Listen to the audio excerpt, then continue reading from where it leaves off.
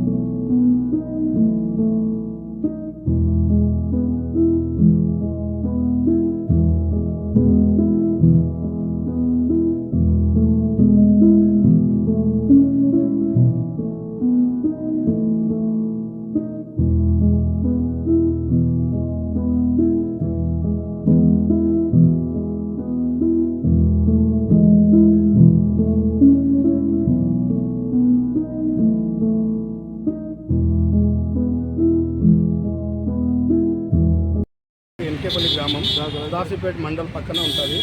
NH9 పక్కన ఈ dumping యార్డ్తో మాకు చాలా ఇబ్బంది ఉంది. దానివల్ల పొగ నుంచి ఒక వారం రోజు సంది బండ్లు పోవడానికి కానీ రావడానికి కానీ చాలా ఇబ్బంది ఉంది. ఆ డంపింగ్ యార్డ్ కూడా మేము ఆల్రెడీ ఇంతకుముందు గతంలో కూడా మన డిప్యూటీ కలెక్టర్ గారు నిఖిలారెడ్డి మేడం ఉన్నప్పుడు కూడా మనం వాళ్ళకి రిప్రజెంట్ ఇవ్వడం జరిగింది. తర్వాత మున్సిపల్ కమిషనర్కి ఇవ్వడం జరిగింది. తర్వాత సదాశివపేట మండలం MRO గారికి ఇవ్వడం జరిగింది.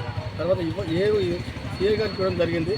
దయచేసి ఈ డంపింగ్ యార్డ్ను ఇక్కడ నుంచి తొలగించాలని, లేదంటే చాలామంది మా గ్రామంలో రోగుల బారిన పాడేపడుతున్నారు. ఒక 7 పశువులు చనిపోయినాయి. అయినా కానీ మొన్న వారం సంది చెప్తున్నా కూడా పట్టించుకోలేరు.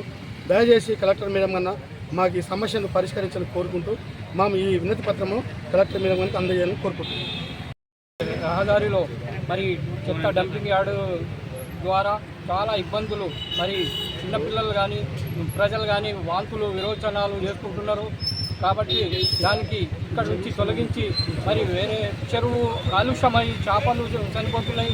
మరి మనుషులు దాన్ని చేతులు కానీ ఏమైనా కలిసి దిగుతే మరి దురద అది అవుతున్నది. మరి రైతులకు చాలా మరి 400 ఎకరాల పంట పండేది ఈరోజు 1 ఎకరా కూడా పండడం లేదు. రైతులకు కూడా చాలా ఇబ్బంది. మరి ఈ డంపింగ్ యార్డ్తో మొత్తం నీళ్లు కలుషితమై చేపలు కూడా మరణిస్తున్నాయి. కాబట్టి మేము అందరికీ వేడుకుంటున్నాము, ప్రభుత్వాన్ని, మన లీడర్లను, మరి కమిషన్ అందరినీ కలిసినాము. కాబట్టి ఈ డంపింగ్ యార్డ్ తీసేసి ప్రజల ఆరోగ్యాన్ని కాపాడాలని కానీ మనవి చేస్తున్నాం.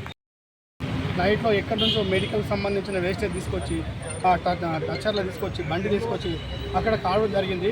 దాని నుంచి ఈ ప్రాబ్లం ఎక్కువైంది. కాబట్టి మండలంలో చెరువు పెద్దది, సదాశివపేట మండలంలో ఎంకేపల్లి చెరువు పెద్దది.